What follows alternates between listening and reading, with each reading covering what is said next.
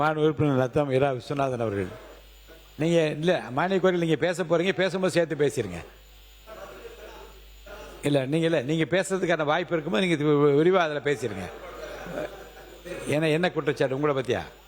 நீங்க சொன்ன மாநில உறுப்பினர் மாண்புமிகு பேரவைத் தலைவர் அவர்களே, உறுப்பினர் அவர்கள் பேசுகின்ற பொழுது கடந்த காலங்களில் அறங்காவலர் குழு உறுப்பினர்களை வெளிப்படையாக நியமிக்கவில்லை என்று சொன்னார். இப்பொழுது நீங்கள் என்ன சட்ட திட்டங்களை முறைப்படுத்தி அதை உதாரணமாக கொண்டு செய்கிறீர்களோ அந்த சட்ட திட்டத்திலிருந்து துளி கூட ஒழுவாமல் கடந்த ஆட்சியிலே அறங்காவலர் குழு நியமிக்கப்பட்டது என்பதை மாண்புமிகு பேரவைத் தலைவர் வாயிலாக உறுப்பினருக்கு தெரிவித்துக் கொள்கிறேன். மாண்புமிகு உறுப்பினர் நத்தம் இரா விஸ்வநாதன் அவர்கள். மாண்புமிகு பேரவைத் தலைவர் அவர்களே,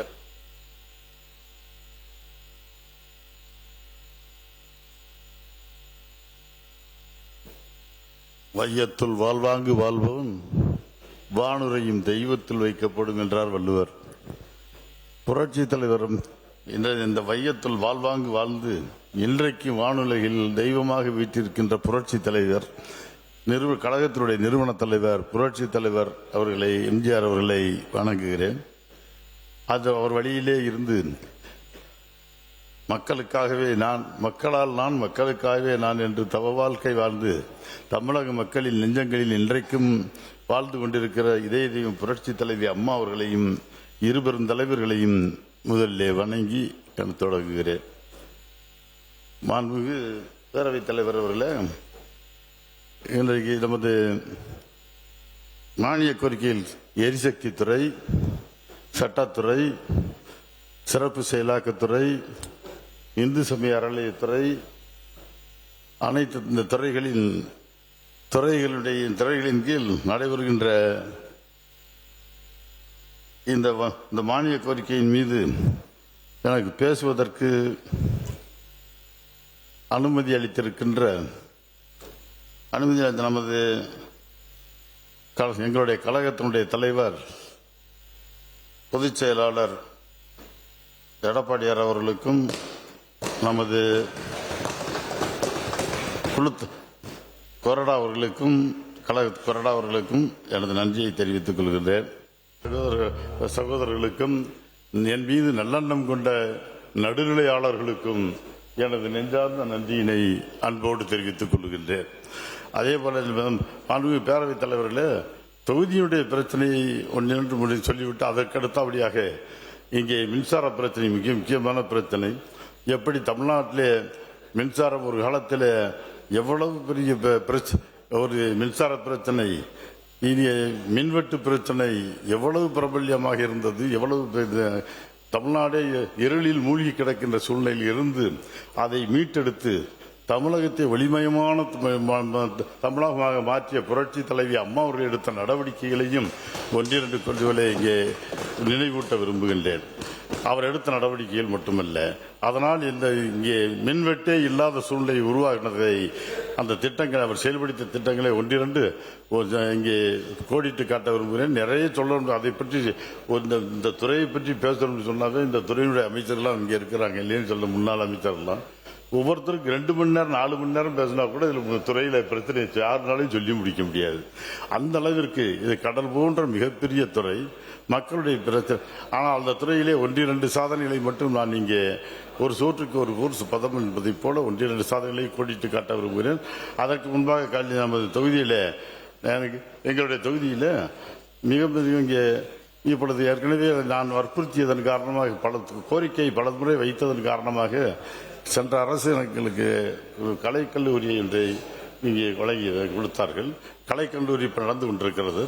அந்த கலைக்கல்லூரிக்கு இடம் நான் அப்பொழுதே சொன்னேன், இந்த கலைக்கல்லூரிக்கு வேண்டிய இடத்தை நீங்கள் என்னுடைய சொந்த பொறுப்பிலேயே நான் அங்கே கொடுத்து விடுகிறேன் என்று சொல்லியிருந்தேன். ஆனால் அதை இப்பவும் நினைவுபடுத்த விரும்புகிறேன். ஆனால் இப்பொழுது அந்த மலை அடிவாரத்திலே அந்த இடத்துக்கு அந்த கலைக்கல்லூரிக்கு இடம் தேர்வு செய்திருக்கிறார்கள்.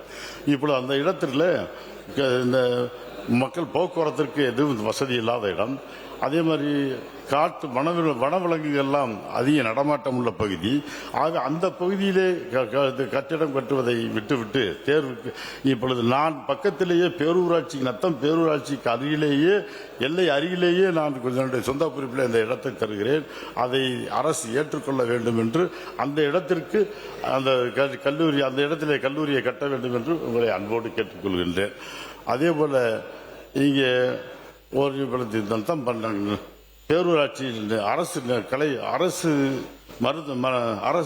மருத்துவமனையில் இன்றைக்கு இங்கே விபத்துக்கள் அதிகமாக நடந்து கொண்டிருக்கிறது. 4-வே ட்ராக் இங்கே நிறைய வந்து விட்டதுனால மதுரையிலிருந்து வரைக்கும் நேர 4-வே, அதனால விபத்துக்கள் அதிகமாகவும் உயிர் அதிகமான இழப்பு ஏற்படுகிறது. ஆகவே மருத்துவ துணையில் அந்த விபத்துகளை குறைக்கின்ற வகையிலே அவசர சிகிச்சை பிரிவு வருகின்ற வகையிலே தாய் சென்டர் பிரிவு ஊதி வசதியை ஏற்படுத்தி கொடுக்கும்படி நத்தம் அரசு மருத்துவமனையில் தாய் சென்டர்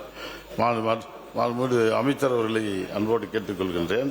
அதோடு மட்டுமல்ல, தாய் சென்டர் மட்டுமல்ல, அது சி மானிக் சென்டர் அந்த பிரிவையும் தாய் செய் நலவிடுதி பிரிவிலே நடைபெறுகின்ற அந்த பிரிவு வசதியையும் இந்த பகுதி மக்கள் அந்த மருத்துவமனையில் செய்து கொடுக்கும்படி அன்போடு கேட்டுக்கொள்கிறேன். அந்த திட்டத்தினால்தான் மக்கள் இன்றைக்கு ஓரளவு குடிதண்ணீர் கிடைத்துக் கொண்டிருக்கிறது.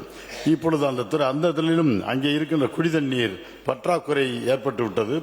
ஆகவே அந்த கூட்டு குடிநீர் திட்டத்தை விரிவாக்கம் செய்து இன்னும் அனைத்து மக்களுக்கும் அந்த குடிதண்ணீர் வசதி கிடைப்பதற்காக அந்த காவிரி கூட்டு குடிநீர் திட்டத்தை விரிவாக்கம் செய்து இங்கே சிறப்பாக அந்த திட்டத்தை இன்னும் செயல்படுத்தும்படி அன்போடு கேட்டுக்கொள்கின்றேன்.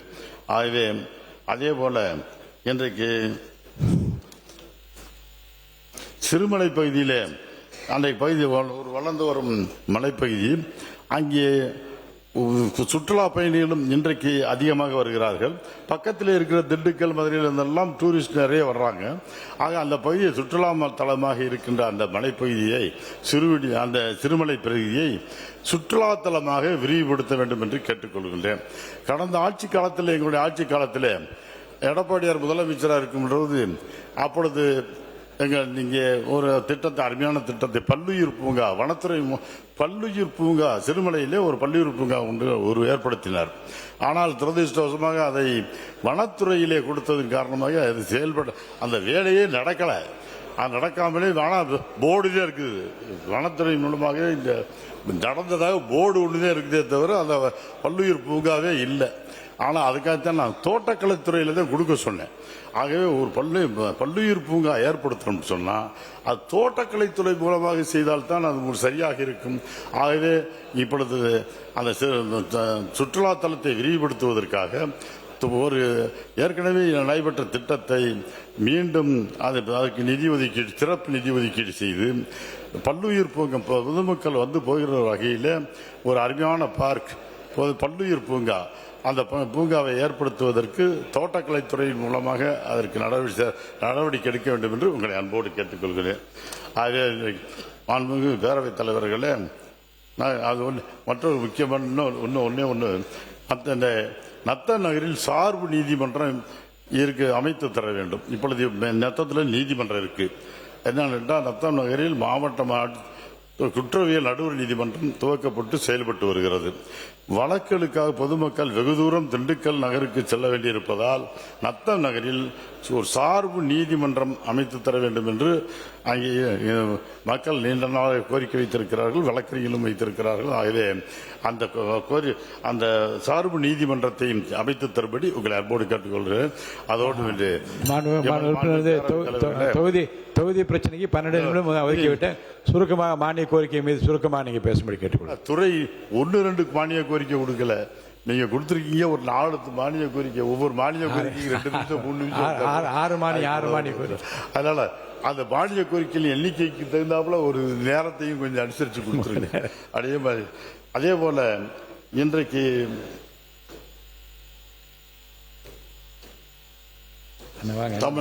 தமிழ்நாடு மின்சாரத்துறைக்கு வர்றேன். ஏறத்தாழ தமிழ்நாட்டில் அம்மா ஆட்சி காலத்தில் 2010-11 தமிழ்நாட்டில் மின்சாரம் வந்த நேரத்தை விட அது வராத நேரம் அதிகம் இருந்தது. அவ்வளவு கடுமையான மின்வெட்டு, தமிழகமே இருளில் மூழ்கி கிடந்தது போல் இருந்தது. அப்படிப்பட்ட நேரத்தில் புரட்சித் தலைவி அம்மா அவர்கள் இங்கே ஆட்சி பொறுப்பிற்கு வந்தார்கள். அப்பொழுது மக்களை சந்தித்து சொன்னார், நான் ஆட்சிக்கு வந்தால் 3 ஆண்டுகளில் தமிழகத்தை மின்வெட்டே இல்லாத மாநிலமாக ஆக்கி காட்டுவேன் என்று சூளுரையற்றார்கள். அதோடு மட்டுமல்ல, அதே மாதிரி சொன்னபடியே அந்த 3 ஆண்டுகளிலேயே தன்னுடைய கடுமையான முயற்சியின் காரணமாக, அவருடைய ஆளுமை திறமையின் காரணமாகவும், மத்திய அரசோடு இருக்கும் மற்ற மாநில நண்பர்களோடு மத்திய அரசுடைய இணக்கமான போக்கையும் கையாண்டதன் காரணமாக மத்திய அரசுடைய உதவியோடு இன்றைய மின்சார பிரச்சனையை தீர்ப்பதற்கு அவர் எடுத்த நடவடிக்கை அளப்பரியது. அதை பார்த்தால் அதற்காக அவர் சிறப்பு முயற்சியை மேற்கொண்டார். அன்றைய மின்சாரத்துறை அமைச்சருடைய தலைமையில் தமிழ்நாடு அரசு துறையினுடைய அனைத்து முக்கிய துறையினுடைய செயலாளர்கள் அடங்கிய ஒரு குழுவினை நியமித்து ஒரு கமிட்டியை போட்டு அந்த அதிகாரிகள் ஒவ்வொரு வாரமும் திங்கட்கிழமை தோறும் வாரம் 10-11 மணி அளவில் சட்டம் இங்கே தலைமைச் செயலகத்தில் கூட அந்த செயலாளர்கள்லாம் கூடி அந்த ஆய்வு செய்து மின்சார பிரச்சனையை போக்குவதற்கு என்னென்ன நடவடிக்கைகள் எடுக்க வேண்டும், அதனுடைய தொடர் நடவடிக்கைகள் என்ன, அதில் என்னென்ன சிக்கல்கள் இருக்கிறது, என்னென்ன பிரச்சனைகள்லாம் இருக்கிறது என்பதை எல்லாம் ஆய்வு செய்து அதை தேவையான இடங்களில் அம்மா அவர்களின் கவனத்திற்கு கொண்டு சென்றால் அவரே நேரடியாக ஒவ்வொரு வாரமும் அந்த உயர் அதிகாரிகளுடைய கூட்டத்தை கூட்டி ஆய்வு செய்து அதை நடவடிக்கை எடுத்து வந்ததன் விளைவாக 3 ஆண்டுகளிலே அவர் சொன்னது போல இங்கே மிகப்பெரிய திட்டம், இங்கே பிரச்சனை, அந்த மின்வெட்டு பிரச்சனைக்கு மின்வெட்டே இல்லாத மாநிலமாக ஆக்கி காட்டினார். அது மட்டுமல்ல, அவர் உருவாக்கி அதற்கு பின்பு அப்பொழுதே அவர் சொன்னார், இனிமேல் தமிழகத்தில் வானத்தில் வேண்டுமானால் மின்வெட்டு வரலாமே தவிர என்னுடைய ஆட்சி காலத்தில் மின்வெட்டே வராது என்று சொன்னார். அந்த அளவிற்கு மின்வெட்டே இல்லாத மாநிலமாக அன்றைக்கு சொன்னதை உருவாக்கி காட்டியவர், செய்து காட்டியவர் புரட்சித் தலைவர் அம்மா அவர்கள். அதற்காக அவர் எடுத்த நடவடிக்கையெல்லாம் பார்த்தா இன்றைக்கு சொன்னார். அதில் 1-2 மேலந்த வழியாக சொல்றேன். அன்னைக்கு முதல்ல தெர்மல் மின்சாரத்தை பொறுத்தவரை நினைத்த உடனே ரோடு போடுற மாதிரி வீடு கட்டுற மாதிரி கட்டணம் கட்டுற மாதிரி உடனே செய்து விட முடியாது. ஏன்னா தெர்மல் இங்கே மின்சாரத்தில் தான் மணல் மின் நிலையத்தில் அனல் மின்சாரத்தை கூட உருவாக்கணும்னு சொன்னால் 7 முதல் 10 வருஷம் ஆகும். அது மாதிரி ஒரு திட்டம் போட்டு செயலாற்றத்துக்கு வரணும்னா 10 வருஷம் ஆகும். அதே மாதிரி புனல் மின் திட்டம், அதுக்கு நீர் ஆதாரம், நீர்நிலைகளும் நம்ம தமிழ்நாட்டிலே குறைவு, நீர் வளம் குறைவு, நிலக்கரி வளமும் குறைவு, ஆகிய எல்லா வகையிலும் இன்றைக்கு பற்றாக்குறை.